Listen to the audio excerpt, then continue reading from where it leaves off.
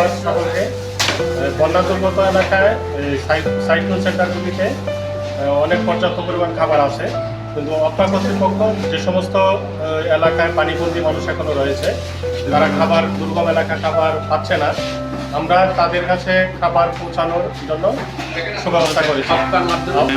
অপকার মাধ্যমে আমরা প্রতিদিনেই প্রায় 1200 লোকজনকে প্যাকেট খাবার, রান্না করা প্যাকেট খাবার পৌঁছানো হচ্ছে তাদের কাছে।